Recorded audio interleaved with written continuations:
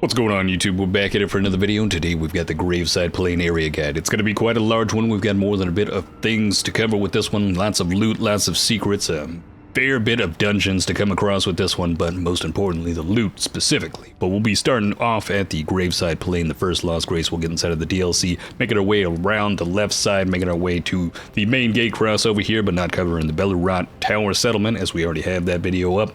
But making our way around the lake, making sure that we get everything in this bottom zone, and then crossing the bridge over just to get that castle front Lost Grace right there. We will be covering the Castle Enos in the next video just after this, but from that point we'll be going north to cover all of the land between this over here, and then going all the way down to the south, making sure that we grab up that Lost Grace for the Dragon's Pit, as that will be another area that we'll be gaining access to, and then making our way down to the Iliac River, covering the entire zone just down here, and then making our way to the finish over at the Cerulean Coast, as that will be the next area guide just after the castle guide. Now, that being said, we've got more than a few things to cover, so let's jump straight into it. Starting off from the first Lost Grace point, we'll be heading over to the left, coming up to a bunch of these dead trees over here. Following the cliffside over here on the left side, there will be some crafting material that you can pick up from the grass. And we'll be dealing with more than a few of these little birds that have been the new additions that at times can be easy, but then other times if they do get one peck on you, especially when it comes to riding on the horse, it may end up in a stun lock moment where if multiple descend on you, well, these vultures are pretty good at pecking you to death as soon as you fall on your back off the horse and get stuck there to just die. There's nothing worse than that moment. And it can be quite frustrating, but the whole reason that we'll be heading over to this left side is that we'll be digging through these graves to find ourselves at a mausoleum, and down here we will find ourselves face to face with one of our first mini bosses, or you could call it a regular boss, I suppose, but it's the BLACKGAOL Knight. It seems to be a bigger boy version of a previous irritating enemy that we probably all dealt with many times in the base game, that had a crossbow that could fire off with some type of extended magazine, and then be able to swiftly switch to whatever sword he had available. Luckily enough, it should be pretty easy to deal with this boss unit. He isn't exactly the fastest, and anytime that you see him pull out that crossbow, it's very easy for us to literally just run in the left or right direction to be able to avoid those shots. He'll have pretty much the same move combo every single time, which is just swing, swing, and then one possible type of ranged swing, Ash of War type of attack. As long as you can dodge those and then start getting some of your swings in as well, it should be a fairly easy boss fight. And we will get the Greatsword of Solitude from him, along with the Solitude armor set. Not the biggest fan of the armor set, but the Greatsword could be pretty handy for some people out there. It has a pretty decent strength scaling to it, and that could be improved even more in the future with upgrading it. So who knows, could be a possible solid strength build type of weapon. But moving on from that location, we'll be getting face to face with some of those gummy worms, which I'd highly suggest not striking on those and then running through the actual group of them. Can be quite painful, and you're not exactly going to get anything out of it. But we'll be running into more than a few of those birds along the way, but the big thing that we're going to be going for is the, I guess what a lot of people are calling the Wicker Man. The giant, flaming, I don't even know what to call it. I don't even know if it's wood. I feel like it's just copper wire holding it all together. Somehow it just doesn't burn to death. Reminds me of the fire giant. But with this type of mini boss fight, or boss fight if you will, some type of colossal titan fight, I'll give it that. It seems titan-like. But more than a few people might find frustration with this. Now, we're going to make it pretty simple and pretty easy. I'd highly suggest just getting on old Alpaca here, or whatever your horse is called, whatever you'd like to name him. I know he has a different name, but I can't remember it, and I've been calling him Alpaca since the beginning. But all you really need to do is literally just go up to one of their legs and then try your best to just stay on the left or right side of it and just behind it, just to avoid any type of attack from the front. That way he doesn't start kicking. But the number one thing that you'll actually need to dodge is the stomp move. And thankfully, we'll just need to keep swinging on him until he staggers 3 times on one leg. And you don't have to focus specifically on just one leg. You just need to keep hitting him and sustaining that stagger damage over time. And then he'll fall over on his face, we run over to his face, and then hit whatever your light attack move is, and be able to take him down. And thankfully, with the stomp moves, it is very easy for us to just literally jump up in the air with our alpaca, or horse, or whatever you'd like to call it, and you'll just be able to simply avoid that damage. And then be able to run up to the front of it, smash that face again, and by the second time you should have him down, and we'll have the deflecting hardtear here, which enhances our spontaneous guard in a mixed physic. Not exactly sure how beneficial that may be. Let me know down in the comments below if it's actually pretty decent. But from that point, we'll be heading back to the Gravesite, playing Lost Grace, teleporting back, and then from there, heading directly over to the right, and we'll find ourselves face to face with one of these red-named enemies. A little bit of a mini-boss. It isn't exactly a invasion-type enemy, but it feels like it in a way. But this guy, I would highly suggest jumping off the alpaca and getting face to face with this guy, because there is nothing worse inside of this entire DLC than getting caught, getting stun locked on the alpaca, and then finding yourself laying on your back, staggered, and immediately just, that's the end of you right there. There's nothing more frustrating than that moment. But thankfully, this guy isn't the hardest. He's definitely easier than the mausoleum boss we just faced off with. As long as you don't get stuck with some of those claw attacks, you should be able to work him down pretty easily. And a lot of his moves can be simply dodged, especially if you just dodge forward and get up behind him. You should be able to stun lock him pretty easily. And from that, we'll get the Beast Claw Fist weapon, which seems pretty interesting and does have a blood loss build up to it. So it is pretty decent type of bleed build. Now from this point, we'll be heading over to gain the first map for the entire DLC, giving us the capability of seeing everything within the Gravesite plains. But from that location, we'll head back towards the road, and we'll find some civilians over here. We'll cut them down pretty quickly, and then start heading up towards that marker, or at least whatever looks like a giant glowing tablet sticking up from the ground, and we'll find the map just before we get to this small town over here that seems to be almost like it's getting fumigated. There seems to be some type of cloth covering a lot of this portion of this town over here. It's very confusing. I guess Black Plague came through, or whatever type of plague that would be, maybe Scarlet Rot or something. Who knows, with the Elden Ring type of lore. Could be even worse than that. I can't imagine, but it could be anything.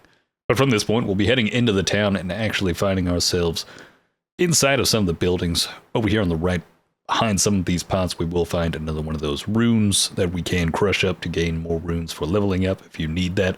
But heading up from the staircase, we can jump over to the left to cut down some of those civilians, but then back over to the right to gain one of those fur-calling finger remedies over on the rooftop on our right. But from that point, we'll be heading back over to the hole in the wall that we just came down from, and then heading up that staircase over there. Sadly enough, a missed opportunity for loot behind those vases, but from this point, we'll be heading over, and there will be some of those black fireflies. I would highly suggest grabbing these up. These can become pretty beneficial for crafting certain pots later on that we'll need in order to take down some more of those Titan Fire Wicker Man people.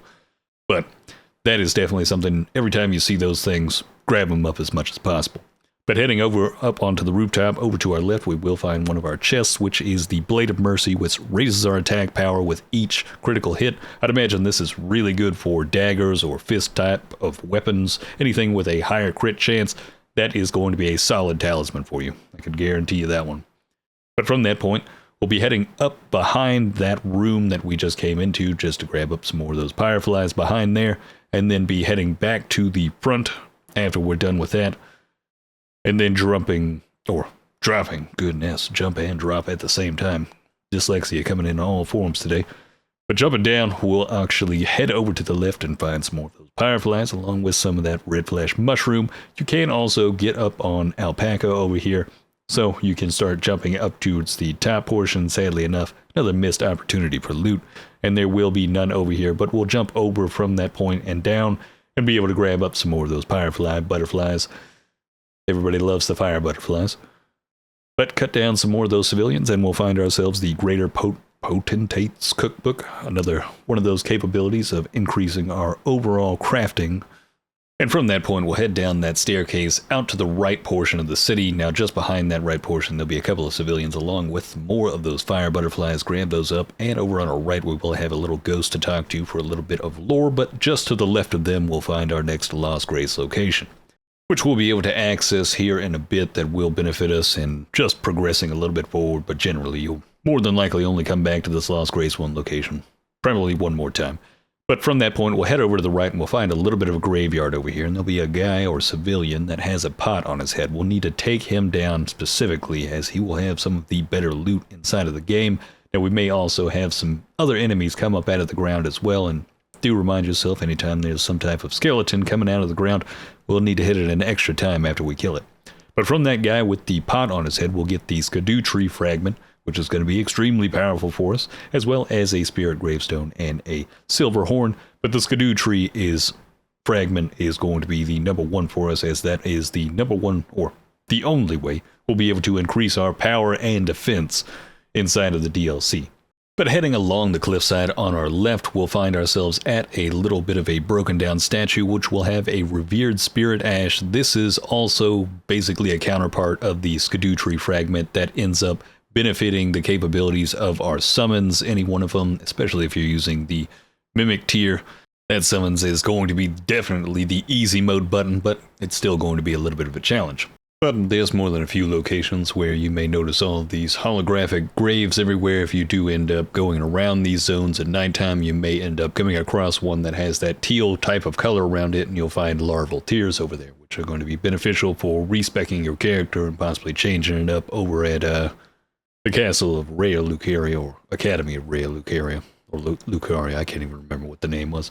But from that point, we'll just head down the road, down to this main little type of smaller chapel or castle type building down here. There'll be more than a few guards. It'll be Mesmir's army down here, or just a few of his foot soldiers. And then we'll just head over to the right side, and there'll be a little camp over here that we'll need to take out. More than a few enemies over here.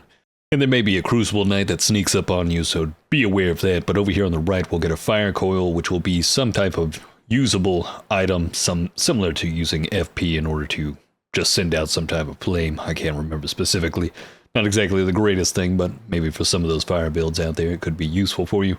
And over on that left side, we will also have some more of those fire butterflies. And if you do end up killing some of these enemies, you will get the Mesmir's axe from some of those enemies dropping.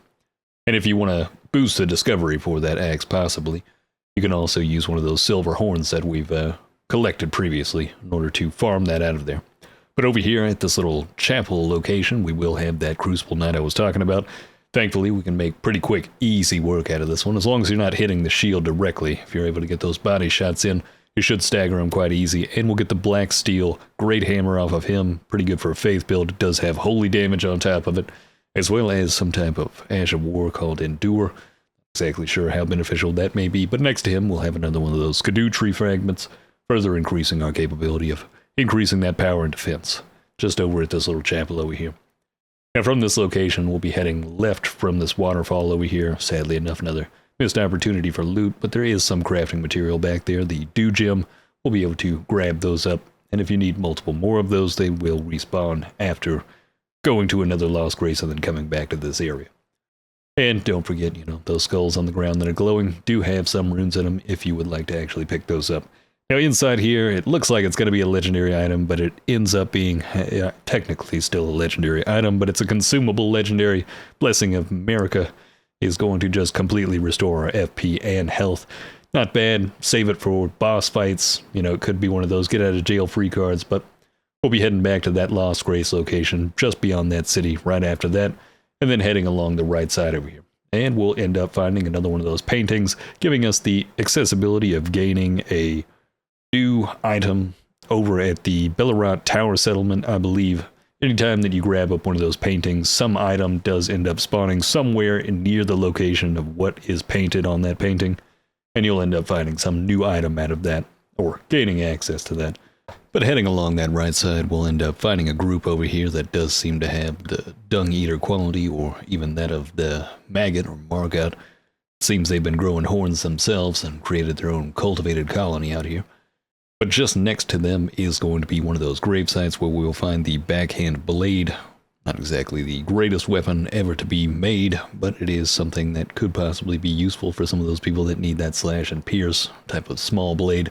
Lightweight, maybe it could be beneficial for some people.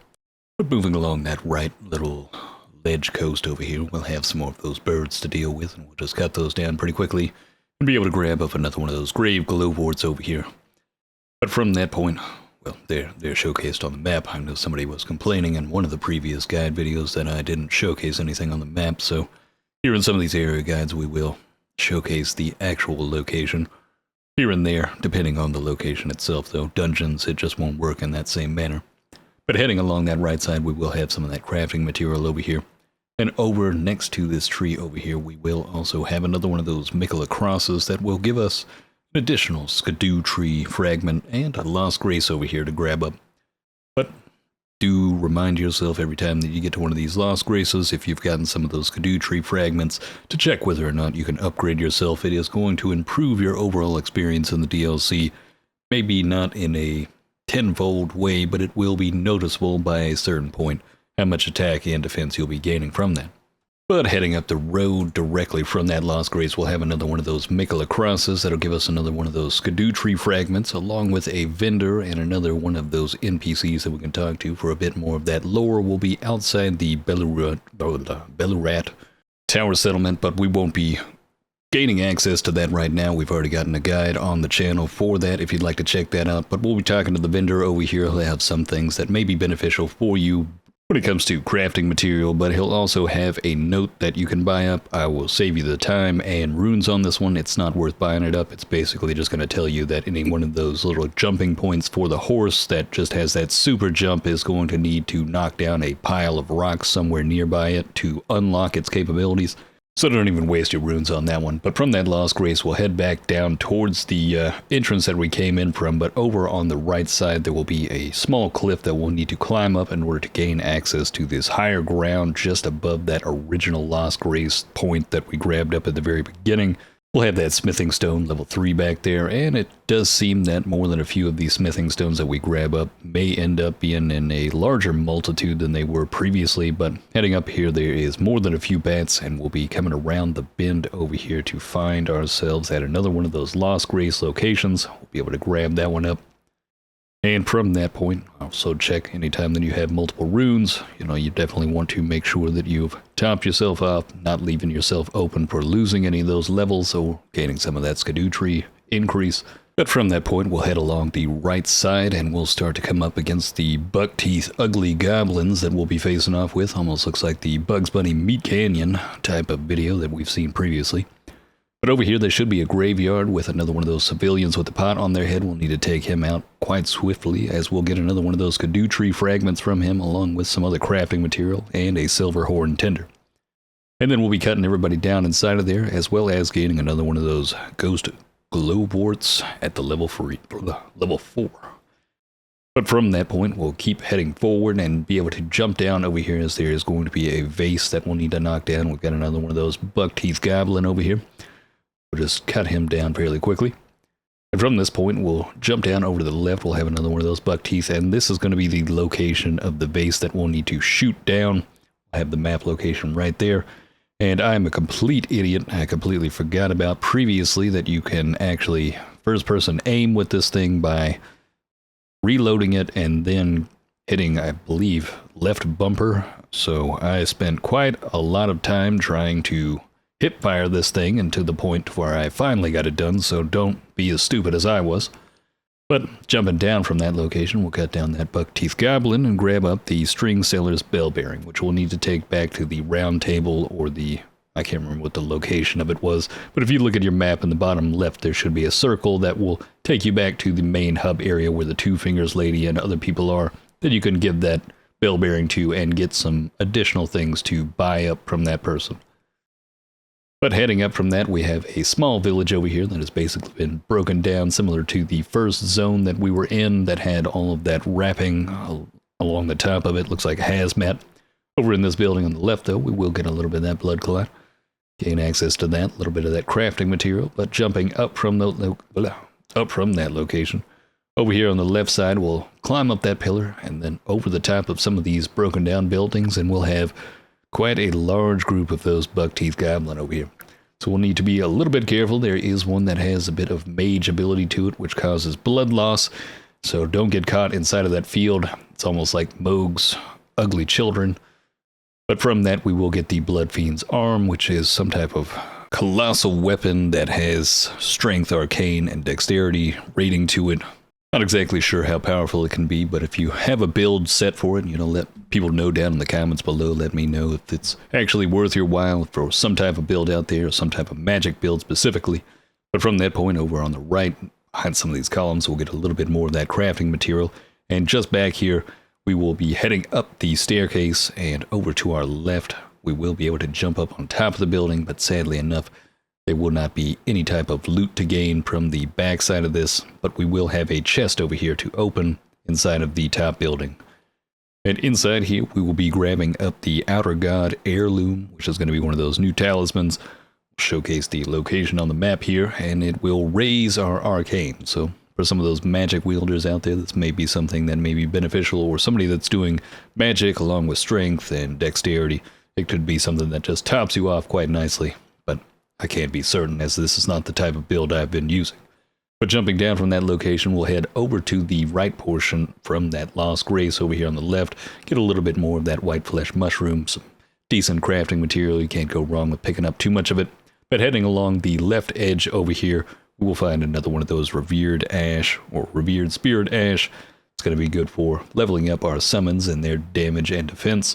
And heading over to the right from that location, we'll head up to this top portion, or this higher ground over here.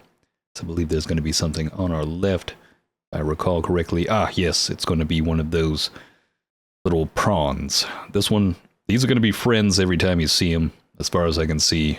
We'll see later on how the first one I encountered, I kind of killed it. So do be wary of that. Don't kill them. They will be giving you crafting booklets along with some materials or crafting material as well. But just down from that, we will also have another one of those smithing stones, and just ahead of us, we'll have more than a few sheep or lambs that will be electrified. So do be careful over here, but there is one specific item just along the right side that will be another one of those greater potentates cookbooks, giving us a bit more of that capability of increasing our overall crafting material or crafting abilities.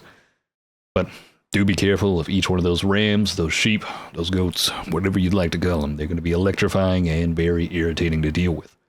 But from that location where we grabbed that up, we'll be getting our steed out and then heading over to the left for the high ground. There should be some rocks that we'll need to climb up. And from this point, we'll be heading over to the left, as there is a broken down building over here, which we will gain access to another one of those paintings, gaining us the incursion painting. Not exactly sure where that one is. It may be just underneath the Eliac Bridge, or possibly along the Eliac Bridge, but I'm not too certain. I generally just grab these up and then just scour for any bit of the loot, but we'll be jumping down from that location and then heading over to the left after we've looked a little bit over on the right side. Just taking up a little bit of that time here. But heading back over from where we jumped up, we will have more than a few rats to deal with over here, and then we'll be jumping down, as there will be another cathedral over here. We'll have stubby-armed circular blade guy over here, which does have the capability of dropping some gloves for us, but they're really not that great. But over here on the left, we will have the Church of Benediction, which will give us the Blessed Blue Dew Talisman over here on that right side.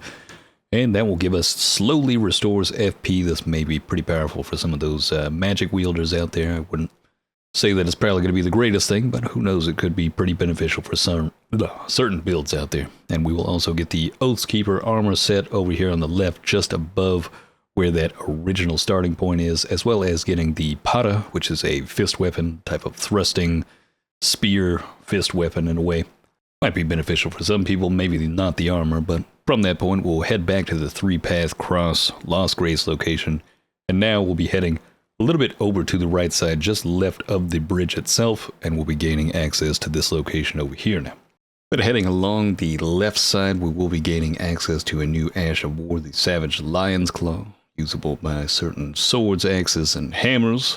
Could be beneficial for some of those people that are just trying to be hyper-aggressive, maybe just adding a little bit more damage to something like a hammer. Could be pretty interesting, especially if you're able to add some type of lightning in with that and some type of magic build. But from that point, we'll be heading along the road, and on our right side, we'll find a broken down village with a Lost Grace outside the front of it. We'll be heading over to the right side, as there will be a small broken down building over here with 3 different items inside, which are going to be beneficial for us later on. The Furnace Visage, which is going to be crafting material for certain fire pots that we'll be building up later on. This will be beneficial at taking down certain Wicker Titans or Wicker Man Titans that we'll be seeing later on, that are going to be very irritating to deal with, considering we'll have to use throwables. They'll have armor on their legs, and we will not be able to take them out by melee combat. And it it gets to be pretty frustrating. But we'll get to that in later on videos. But heading back up towards that broken down village, we'll head up along the right side towards this edge of the cliff and get a bit more of that crafting material. Can't go wrong with those fireflies, those fire butterflies. And we'll end up facing off with more than a few of those fly enemy types. Very irritating to deal with at times, especially when they start spitting. Nothing worse than a spitter. But over here we'll also be getting that revered spirit ash, gaining access for a bit more of that increase to our overall summons, power, and defense. Now heading up from that location, we'll be going towards the village itself. And over on the left side, we'll have more of those fly people to deal with. Very frustrating. And not a whole lot of loot over here. We will have a ghost out down towards the front of it. That will give us a bit more to the lore of the location. And inside of this building, we will be grabbing up a broken rune. Exactly the most beneficial item, but we're going for every bit of that loot. Can't go wrong with it. Definitely, especially if you're a loot fiend. We'll have even more of those fly people to deal with, along with some type of spellcaster over here. And up at the top on our right will be the last item we'll be getting up here, which is the ailment talisman. This is going to give us the capability of gaining a boost to the, or raises resistance to the last ailment suffered. I'd imagine this may be beneficial in certain zones later on. I haven't really seen it be something that I would have on mandatory, but maybe it's something for different builds that have buildup of different ailments. It could benefit you in that way, maybe. But for me personally, it just seems like one of those kind of filler talismans at this point. But I could be wrong. Let me know down in the comments if you know where it could fit in with a proper build. But from that point, we'll be heading down towards the bottom portion of that village. And over on our right, we'll have another one of those broken down buildings over here. And will give us another bit of loot inside of here, with some flies praising it, with more of that cookbook that's going to increase our crafting abilities over here on the map.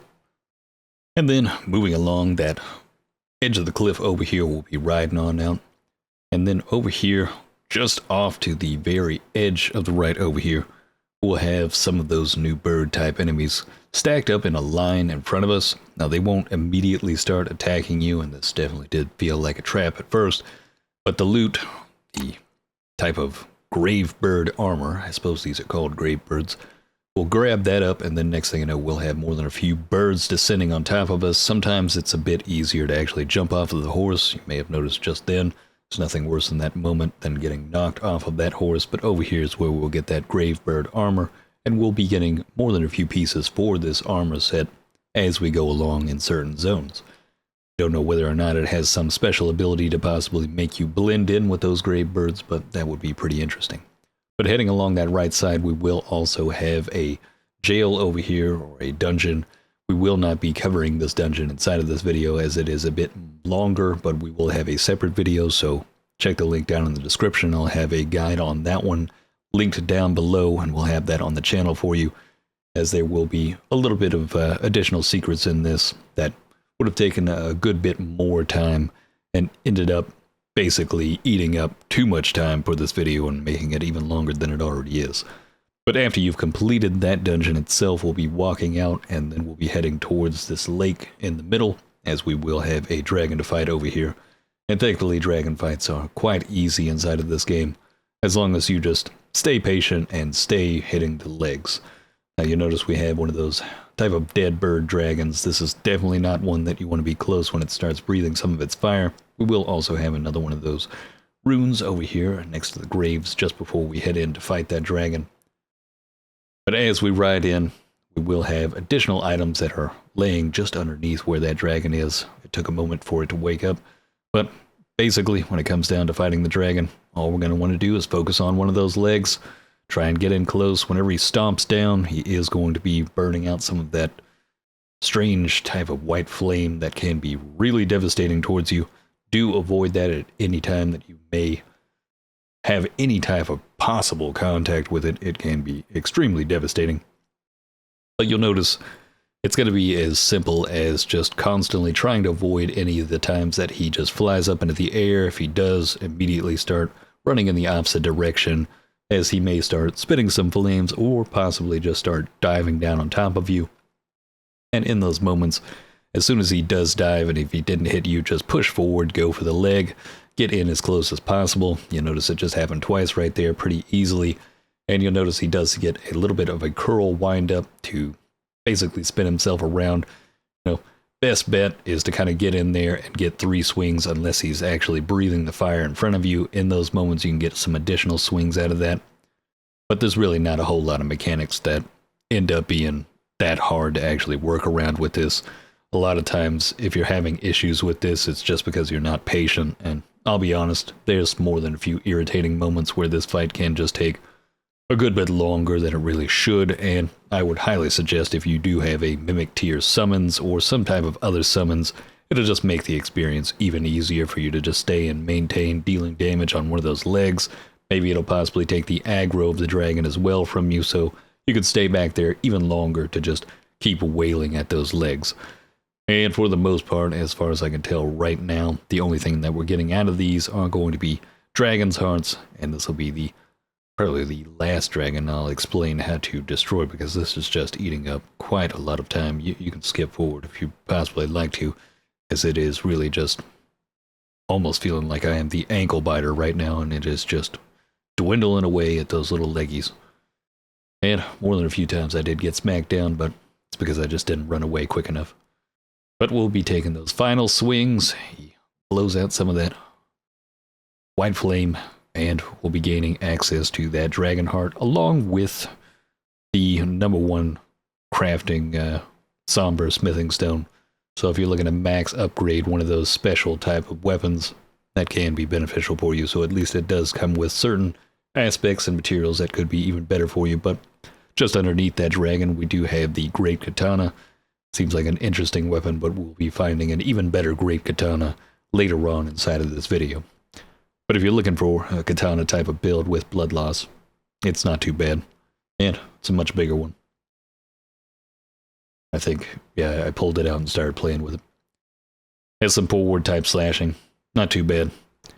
But from that point, we'll be heading back out towards the Lost Grace that we came from, and we'll be going to head across the bridge, as well as just cutting down some more of those civilians.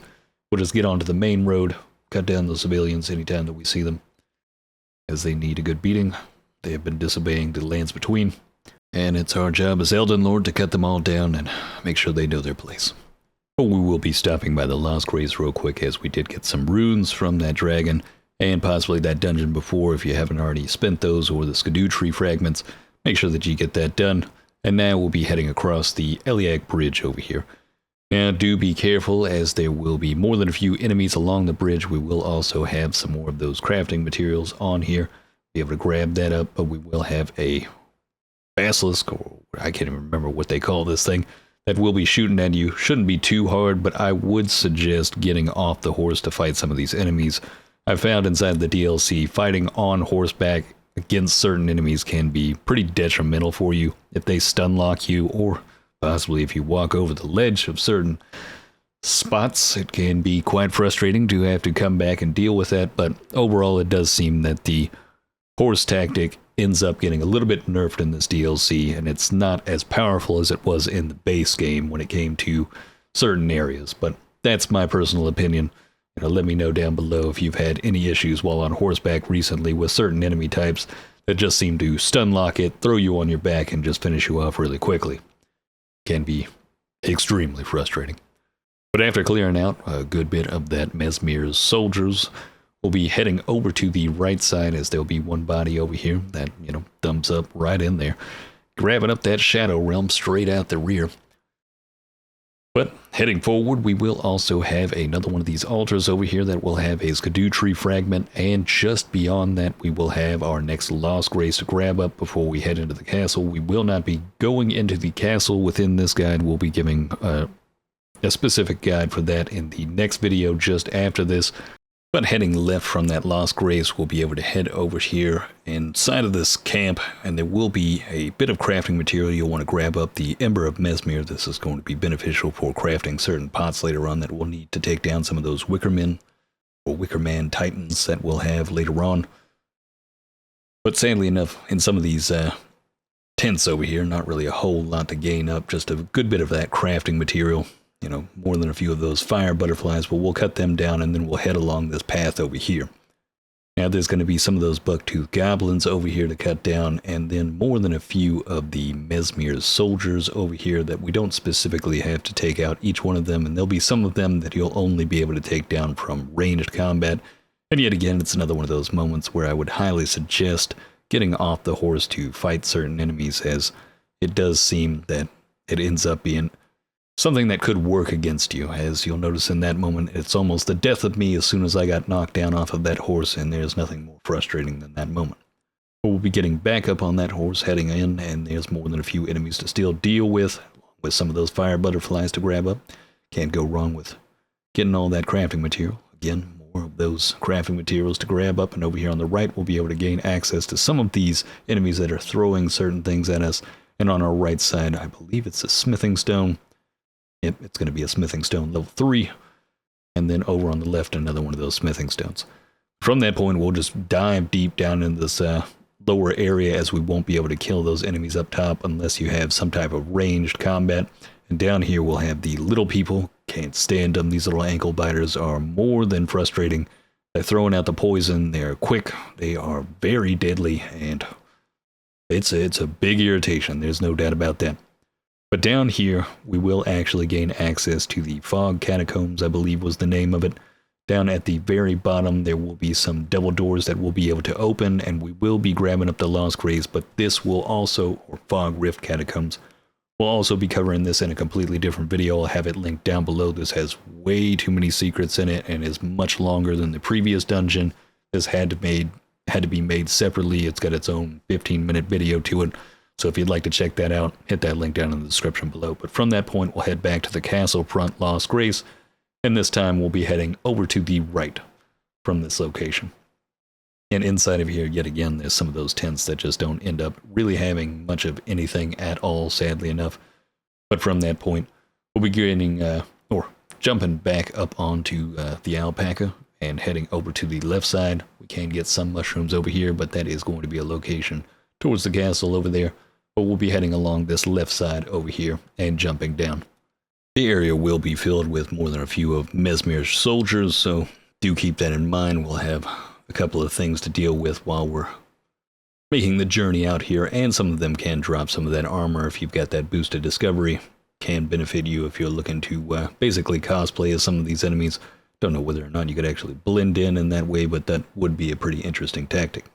Over here on the left side, though, we'll have a little bit of a camp set up over here, and there will be an item that we'll be able to loot over here on the left ledge, as we need to knock that guy over the edge. And we'll be grabbing up that grave glowewort level 5. And from that point, I believe we're going to be heading over to the right from this position, going past yet another one of those little campsites over here, and this one will have a specific swift spear weapon. I'm not sure whether or not this is going to be that great. It seemed to be pretty lackluster in my opinion, but the weight was really reduced on this one as compared to other spears, so maybe it is something that ends up being faster, and for a bit of a lightweight type of build, possibly merging it with magic might be pretty beneficial in that manner. But let me know down in the comments below if you've been using it. But coming towards that left side, we'll be riding the edge over there, and we'll have another one of those crosses with the SCADUTREE fragment, as well as gaining another one of those Lost Graces over here, and having another one of those NPCs just further giving us a bit more of the details when it comes down to the lore inside of the DLC, and a bit more of that crafting material to grab up over here. But after talking with him, we'll get back onto the alpaca, and we'll make our way along that left ledge and heading deeper into this portion over here. But this time we'll be going upwards and passing through a little bit of that graveyard. Over here on our right, we've got another one of those grave gloweworts, level 6 this time. And yet again, you'll notice that didn't have that flame titan down just yet, but we got that done a little bit later on. Sometimes you just got to pass things up, get a little bit more powered up, and come back and just cut them down. But from that point, we'll be heading up along this road over here, and heading over to our left, we do have a Lost Grace to grab up over here, and there'll be a guy screaming in pain over on the right side. Don't even worry about him, you really don't even need to talk to him. He'll be a part of a side quest that's going to end up just progressing later on without you needing to do anything at the point that you're at right now, where he's just screaming in pain on the ground. You basically just get a little bit of lore from him that will be further explained as you go further down the road from this point and deeper into the other zones within the DLC. But from that point, we'll be heading over to the left. We'll have a bit more of those Gravebird statues over here. And over on the left, we have yet another piece of the Gravebird armor, which is going to be the bracelets or gloves, if you will. But heading up from that location, we'll have more than a few of those birds to deal with. Cut down those vultures. Do be mindful. Try to get the strike in as quickly as possible, as they will be pretty painful. And if you get a giant flock on top of you and start to stun lock you, it can be pretty instant death sentence. But heading up from there, we'll have a pillar to ride, a lift all the way to the top, and we'll be getting one item from the very top of this, along with another piece of lore from up top here. We'll be getting the Ancient Dragon Smithing Stone, yet another one of those that just gives us the capability of maxing out one of those weapons when it comes to upgrading, and then a little piece of lore over here. Maybe this is something that we'll come back to later on once we finish the DLC, and there may be something that further progresses it, but I'm not too certain at this time. And sadly enough, there will be nothing underneath the lift, no secrets in this one just yet. That's all we're going to be grabbing up from this pillar over here.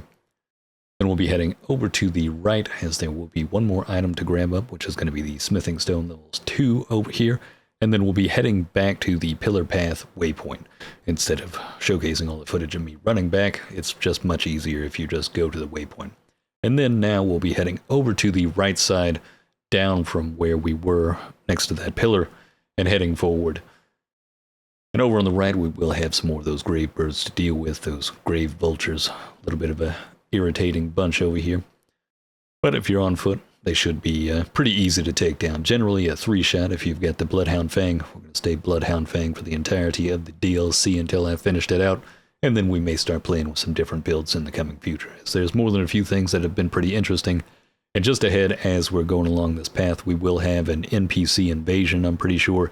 This will be the Ancient Dragon Man, something that we'll be facing off with even later in a different dungeon as well. But he should be a fairly easy target to destroy, as long as you're not allowing him to get some of those strikes in and stun lock you. But we will end up getting... Oh, we didn't get any item out of that. Previously, there was another one that gave us an item. But I suppose that's a bit of a prelude to things that will be happening ahead when it comes to these zones we'll be facing off with. But from that point, we'll be heading over to the right side. We'll have a couple more of those birds to deal with. But we'll be riding that coast over here and then jumping back up. Then over on our left, we'll be able to jump up on top of here. Another one of those missed opportunities for loot. It's possible if you came back at nighttime, there might be something, but I did not check on that one.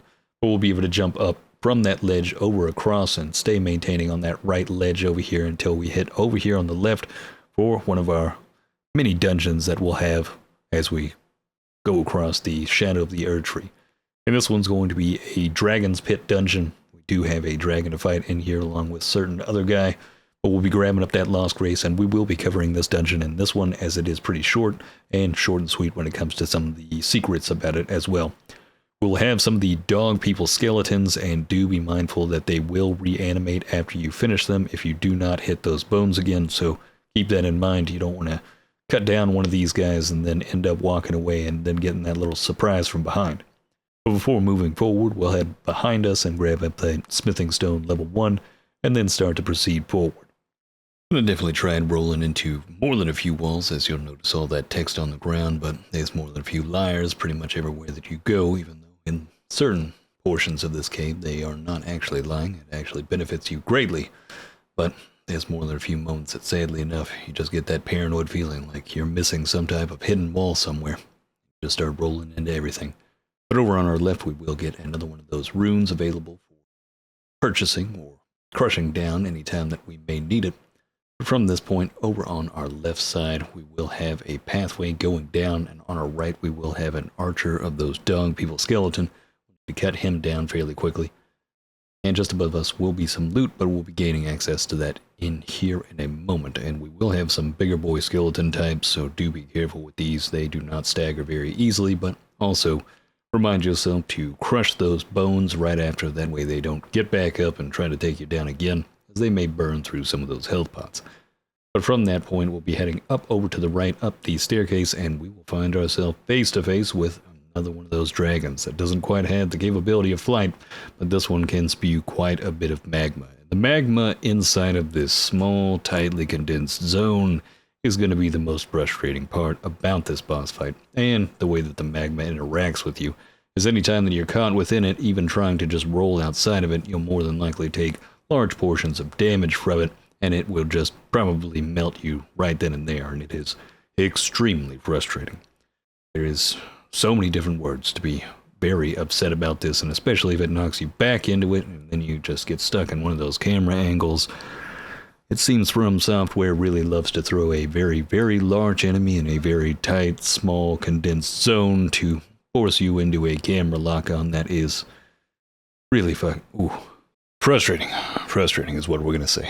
That is, always one of my biggest issues with some of these boss fights is just getting stuck underneath certain enemies with a lock-on that just ends up basically, if I find myself in a corner or if I find myself too close, I just can't see anything. I just can't do anything. But when it comes down to taking down this dragon, you are basically going to have the best bet at being as aggro as possible. Just getting up in this thing's face, trying to just stay underneath its right side or its left side, trying to avoid that magma as much as possible. Anytime that it starts spitting it, just avoid those spots and get some close type of angle around it. And then also do be mindful when he slams down to just be able to immediately jump over to the right or the left, or possibly dodge it. I can't remember if you can actually dodge it by jumping, but that is also another method to possibly being able to avoid some of those attacks, and that might be one of those that may benefit you. But your best bet is to just keep swinging on this thing, trying to get that stagger bar completely finished off, and if you get some type of bleed or anything else like that, or if you're some type of caster, I would highly suggest just rolling with the summons, because this might be a painful zone for you. But after finishing that off, we'll get yet again another dragon heart with an ancient dragon smithing stone, and a bit of that epic sax guy rolling in. But over to the left, we'll have some of that smithing stone level 5 to grab up. Now from that point, we'll be jumping straight back down. We'll just be heading back down the staircase and going all the way down this time, finishing off those skeleton dog people right there. And be sure to finish them off completely. And inside of this next room, we'll actually just need to jump straight down into the pit in front of us. Now I went over to the right and the left, kind of like checking to see if there was any type of hidden walls over here, but yet again, nothing.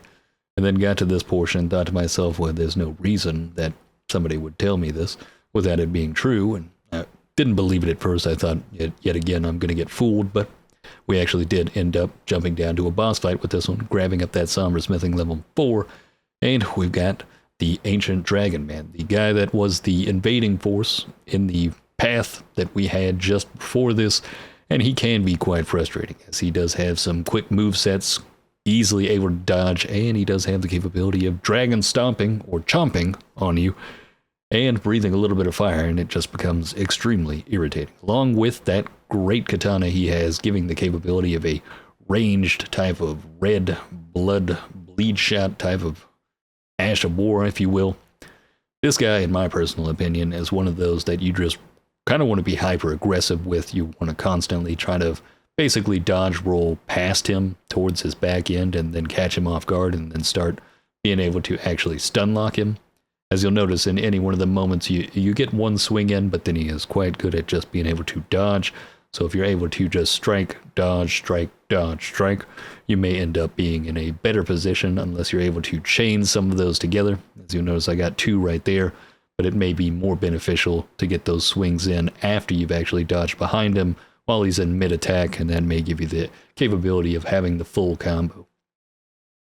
And do be careful with those dragon chomps, as it does seem to have quite a large range to it, and thankfully we were able to cut him down before he was able to spit out that magma, which would have made things even more frustrating inside of this small, tightly compact area, even though he's not that large.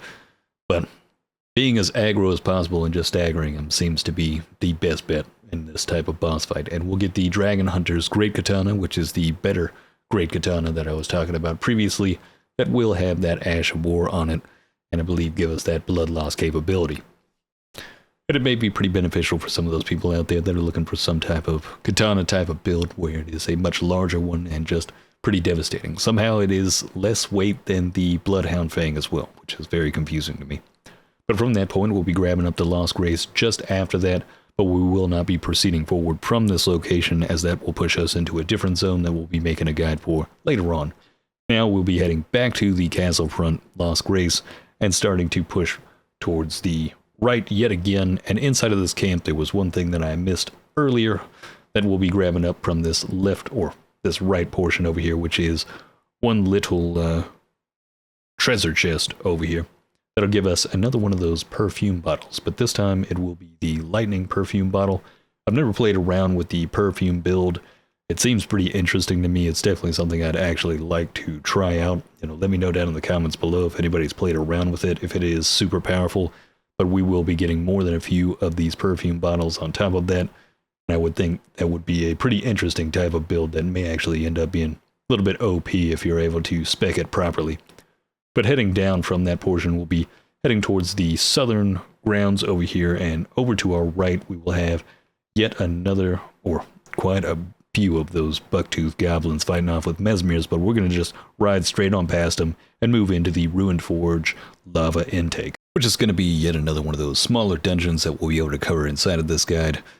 It doesn't have a boss fight at the end, but there are more than a few items that may be something of worthwhile for you, and there are some big bag enemies in here, or fat boys, diamondbacks, whatever you'd like to call them. These type of golem enemies, we are going to have to strike the gem at the very lower portion of their back. Greatly appreciated again, Vegeta. But there is, or what is it? I got completely distracted. We will have to strike that little ruby on their back end in order to actually deal massive amounts of damage to them and stagger them. When you have multiple of them at the same time, it can be quite frustrating, but just one of them can be pretty easy, and you don't necessarily have to be directly behind them. Sometimes you'll be able to swing from just the side of them after dodging and be able to take them down fairly quickly. And all throughout this little dungeon here, this little lava intake, there are more than a few smithing stones laying on the ground, so any of those little, tan little points on the ground, be sure to pick those up every time you see them. And over here on the left side, we'll have another one of those cookbooks to give us more of that crafting ability. And over on our right, we'll be jumping up on top of here, and heading over to our left, we'll have some of those fire blobs that'll be dropping onto the ground, as well as a smithing stone level 7, and even more of those smithing stones over there on the right, so do be sure to grab those up at the same time.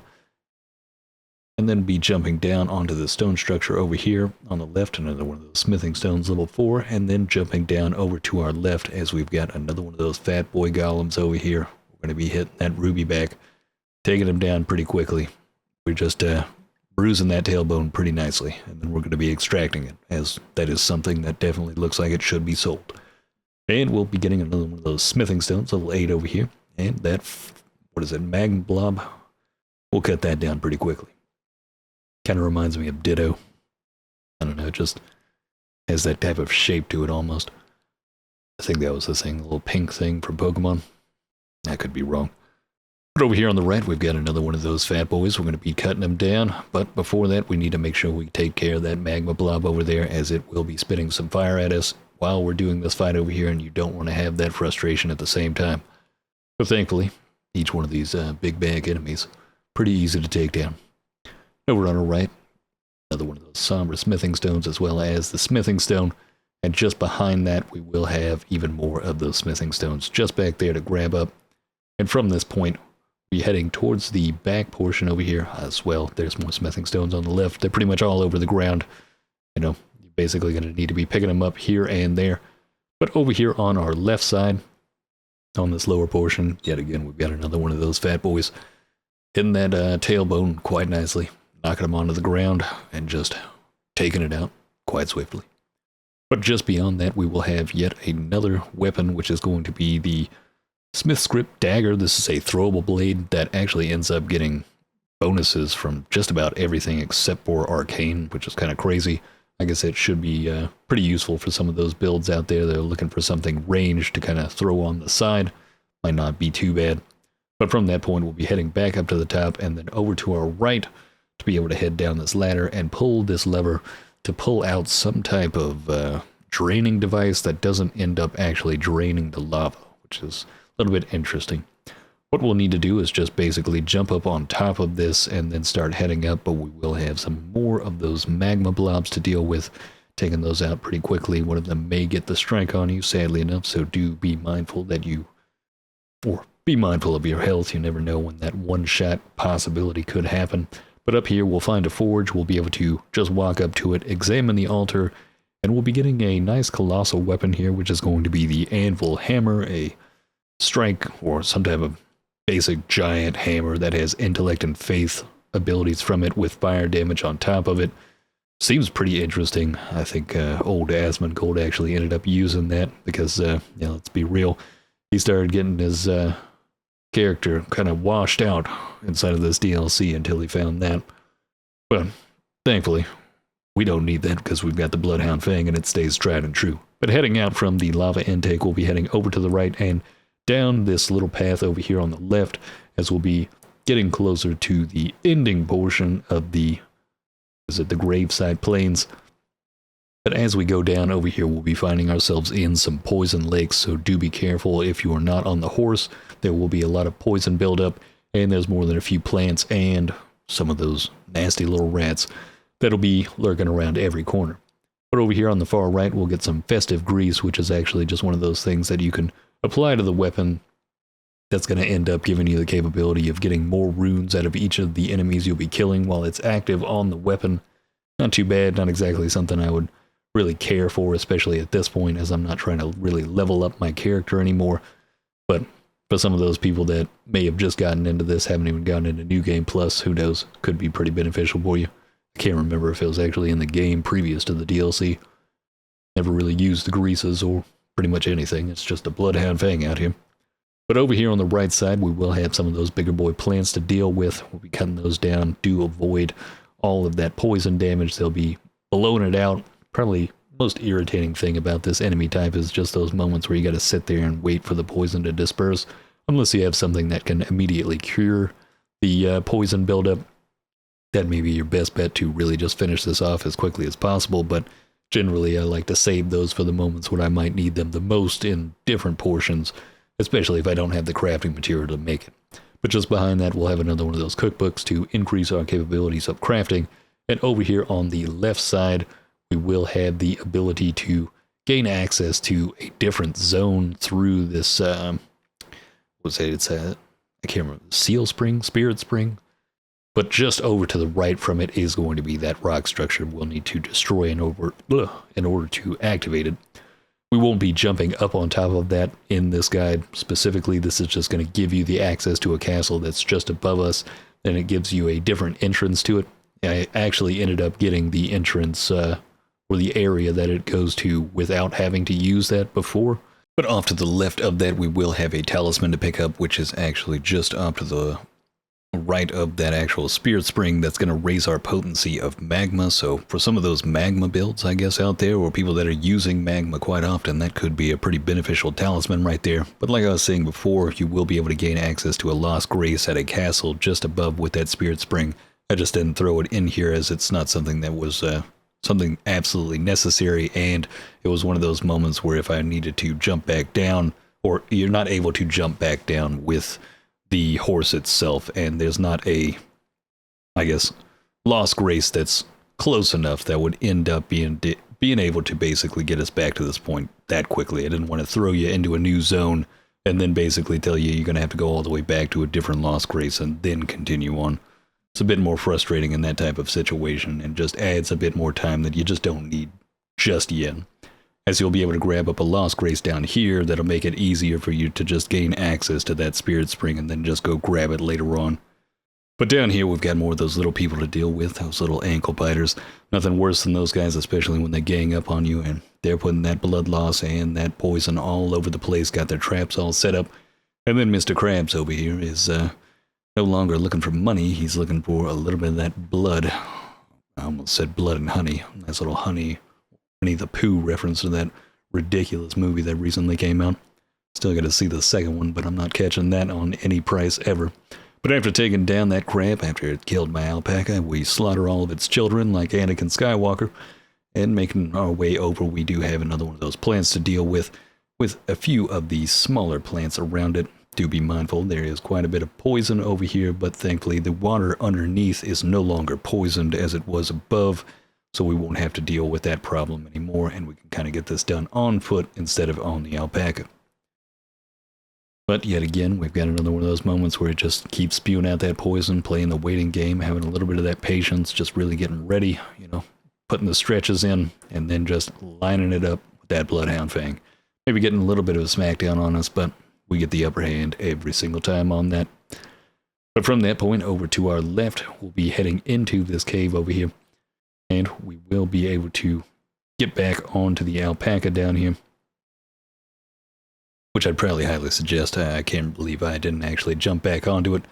But over here on our left, we will have a deep purple lily, which is a bit more of that crafting material. I can't remember what exactly it had crafted, but pretty much anything that is crafting material, you can't go wrong with grabbing it up along the path. It's always going to benefit you at some point later on, whether or not it be for a one-use case scenario or possibly for your entire build. But going deeper over on the right, we'll have another one of those revered spirit ashes, giving us capability of upgrading those summons and more summons, attack and defense, and we'll be grabbing up the next Lost Grace at this location. Now from this point, after exiting that Lost Grace location, we'll head over to the right and we'll have more than a few flies and rats to deal with over here. So do be prepared for that. Maybe a couple of bats as well. And sadly enough, there's still people writing on the ground to basically tell you that, yeah, there's nothing there and make you look like a fool, just like they felt like a fool in those moments. But heading forward, we will have one of those ulcerated Erdtree roots. I believe that was the name of it. This one's going to be a little bit easier while on the alpaca. It's not too bad. You kind of want to just like make sure that you're getting up into the side of it behind one of those arms, and if you do have the capability once you stagger it to be able to get some of that massive damage in.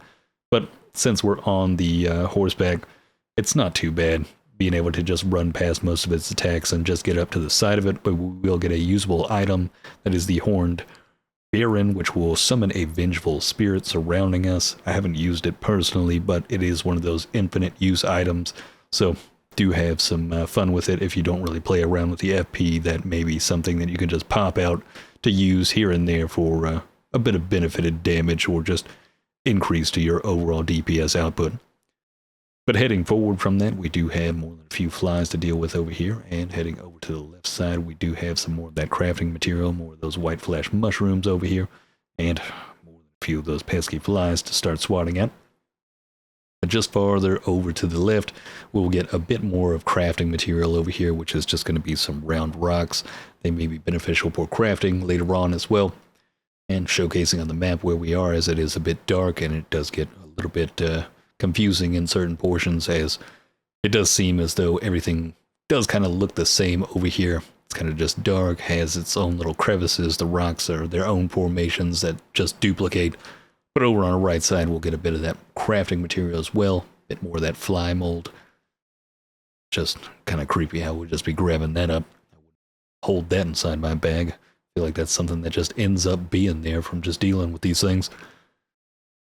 But I guess it benefits us in some way, similar to silk from a spider.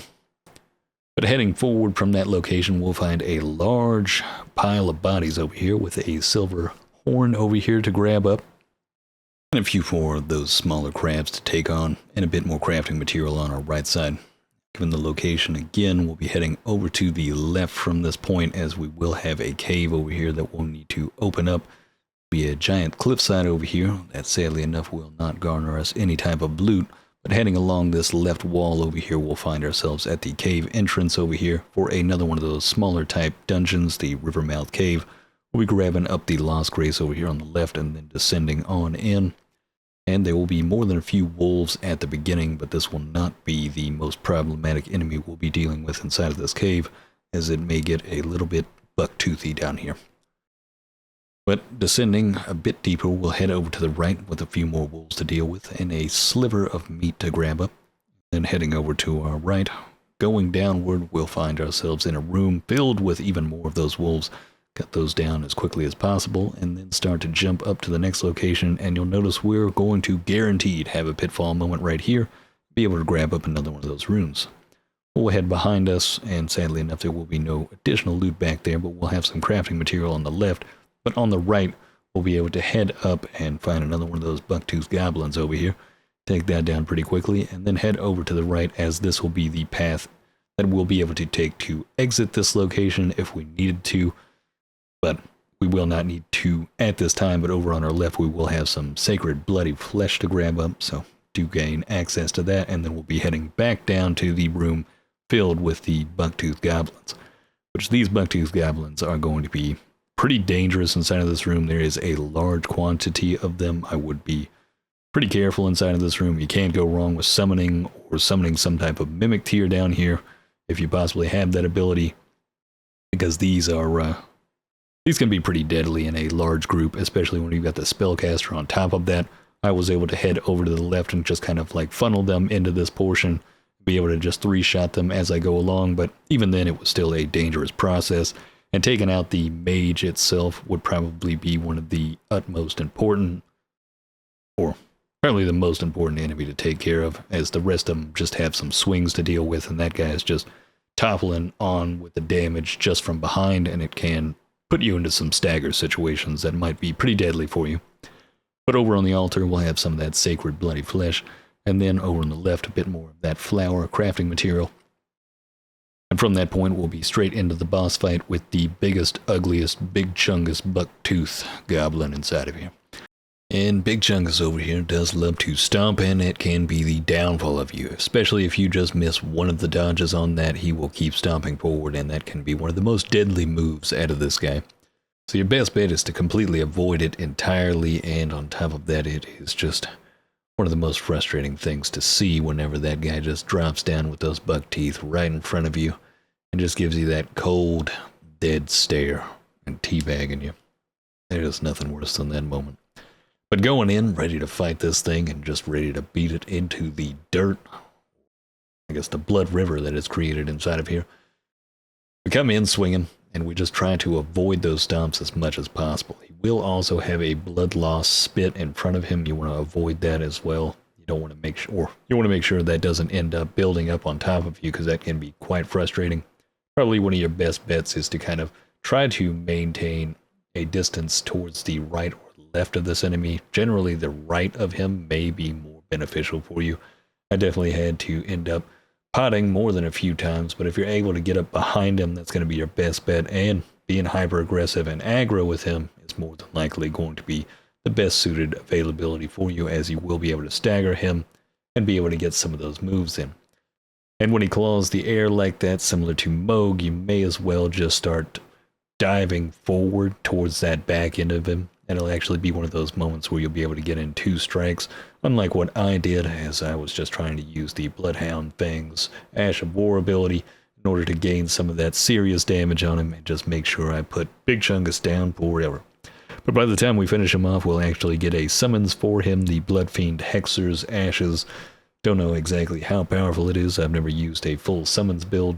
I don't even use the Mimic tier for the entire DLC right now, even though it'd probably make a lot of these boss fights a whole lot easier and just make it pretty trivial in some instances, but that's besides the point. But we'll be exiting that cave and heading back into that portion of the river that we're in, and over to our left, underneath a waterfall, finally, we do have one item to loot over here, and it is actually something that benefited me greatly, the 2-headed turtle talisman, which is actually going to vastly increase our capability of restoring the stamina that we've used. It raises our stamina recovery speed by a large amount. But from that point, after we've collected that, we'll head back to the Eliac River Cave Lost Grace to head in the opposite direction towards the end of this guide and heading towards the Cerulean coast. Now, heading to the left from the Lost Grace over here, we will be jumping on some rocks to also get another one of those cookbooks over here on top of the middle rock. That's going to give us the capability of further increasing our overall crafting abilities. And down from those rocks, we will have more than a few of those flies to deal with. And there'll be a little bit of crafting material down here if you'd like to grab that up. I believe the round stones are down here. I don't believe there was anything else underneath. It's just a round rocks over here. And that's about the only thing that you'll be able to grab up from this southern portion over here, but over here we'll be heading over to the right, and we'll have more than a few of those grave birds to deal with, those darn vultures. And do be careful, if you're on horseback over here, you may get caught in a moment that will be very frustrating, there's no doubt about it, as there's nothing worse than those things just pecking at you in a multitude of them, but coming back and swiftly finishing them off, we got our revenge. And over on our right side, we will get another somber smithing stone level 4. From this point, we'll be jumping over to the left, down into this little cavern down here. I guess little stream, if you will. There's a giant lobster we'll have to deal with, which thankfully, while on horseback, the lobster is quite easy to deal with. You just run up to the left or right side of him, and he just basically can't hit you. But we'll be getting a somber smithing stone out of that, and then heading back down that stream, we'll be able to jump down over to our right, be able to gain access to our next lost grace point. And before we head over to that, we will be jumping down into the water on our left side. The waterfall, sadly enough, will yet again not have any loot available just underneath it. It seems that the talisman we got before is about the only thing we'll be getting from underneath a waterfall at this point. But we'll be grabbing up that lost grace over here, and then heading over to our right, we'll have another one of those ghost NPCs to talk to for a bit of lore. And yet again, we've got another waterfall over here, which will have some loot in front of it, but not underneath it, sadly enough. We'll be jumping down over to the right, but not all the way down to the point where we're on the ground. There is some type of rock structure over here on the left that we'll need to gain access to. And yet again, I'm in one of those painful moments where we've got another vase, and I will decide that I'm going to hip fire the crossbow instead of actually aiming it, because I forgot you could precision aim with this thing. Do be mindful that you can hit the left bumper while this is reloaded to have that precision aim and just be able to knock that vase out instead of blind firing it and taking off your helmet, just trying to see where your shot is going. There's nothing more frustrating than this. I spent way too much time trying to land this shot, and thankfully, since I don't use crossbows, I've got plenty of those bolts in order to waste on this. But after quite a long amount of time of hip firing and trying to get the angle on it, as apparently while hip firing you literally don't have the capability of freely shooting wherever you want with hip fire, we finally nailed it. But from that point, we'll be heading back down towards that waterfall's edge. We'll have to go down the left side over here in order to not kill ourselves from jumping down, but this will be another one of those bell bearings that we'll have access to that we'll need to take back to the twins, or the one, is it the vendors over there inside of that round table area with the two-finger lady and the two fingers, and I can't remember the rest of their names inside of that place. But we'll be able to bring that back and have access to more vendor items to buy with our runes. But heading from that point over to the left side, this is the point where I saw one of those prawns and it was just on sight. I couldn't stand these guys in the base game, so I just immediately started attacking him. I thought something was a little bit up when, the first two strikes didn't seem to make him aggro, but I swiftly finished him off, and this was a very problematic thing for me. Do not kill this guy. This is going to give you some crafting ability. I don't know what I missed out of this. You cannot use a celestial dew in order to bring this guy back. I don't know how to bring this guy back at this point within the DLC, so I may have lost this loot entirely for this run specifically, which is extremely frustrating for me. So do keep that in mind, and if anybody knows down in the comments below how to actually revive that guy, if there is any capable way of reviving them, please let me know. But from that point, over on our left side, as we continue on, we've got more than a few of those rams and those lambs, or whatever you'd like to call them, that are super electrified, so do be careful of that. They will do the roly-poly on you with electricity, and it can be extremely painful. But coming back for a little bit of revenge, right in the middle of the lake inside of there, we will get the lightning perfume bottle over here, which will be something that could be pretty beneficial for you if you're looking for that type of perfume build, or maybe just adding to a lightning build, just something to throw in there as well. But just beyond that, yet again, we've got another one of those fire titans that will have a little bit more capability than the first one that we faced off with. He will still have the same stomp move that we will try to avoid by jumping with the alpaca, and it should be fairly easy. A lot of times that is going to be the main move he'll use, but there will be times that he will actually use both legs to stomp up or stomp on the ground, which will be coming up here in a moment right here. This one is going to be even more dangerous than the one leg stomp, and you don't want to be close by, as the explosion is going to be much larger and your jump may not be timed properly along with that. He will also be able to shoot fireballs out of the top of him that will heat seek on top of you, so do be mindful in those moments, but thankfully, just as easy as the first one, we'll just need to keep striking either one of the legs until we've staggered him 3 times, and then he'll fall over on the ground, and then we'll have to rinse and repeat. And just avoid those fire moments whenever he just does the double leg stomp, which can be deflected if you time it right with the jumps. I'm just not getting it done quite well in this portion right here, and I'm just trying to bum rush get this guy finished off, because it really is kind of similar to the dragon fights, where it is a time sink more than it is something that is extremely skillful, in my opinion. But that's going to be the second strike right there, and we'll get the Viridian Hidden Tier, which I believe this is actually going to be a pretty powerful tier for the Physic Flask. This one is something that completely, or I'm pretty sure it was the one that, yeah, eliminates all stamina consumption, which, I mean, this for PvP or possibly going into a boss fight at the very beginning, or even just having this available to drink at certain points during a boss fight to eliminate all stamina costs. Or at least that's what I believe it to actually be used for. I haven't used it just yet, but I'd say that's probably going to be a pretty powerful tier to be able to mix in for a type of melee build. Even for some of those hybrid builds, that could be a pretty powerful one, even for just having the capability of constantly dodging. But that right there is going to be the end of the guide right there, guys. We finally made it to the Cerulean Coast. This is going to be the final point for this one. We'll be making another guide for the Cerulean Coast a little bit later on. I'll start trying to pump these guides out as quickly as possible. We have plenty more to get into. We've got the castle just beyond that. We've got the Shadow's Keep.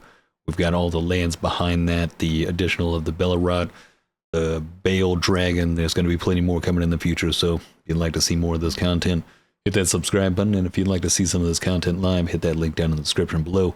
Follow me over at Twitch. We'll be streaming as much as possible recently or lately, but sadly enough, with how much time it takes to make some of these guides, I may not be able to get to it every single day, but be sure we'll have some more days in the coming future to progress some of this content, but still plenty more guides to get done, so there's a lot of time stuck in editing, sadly enough.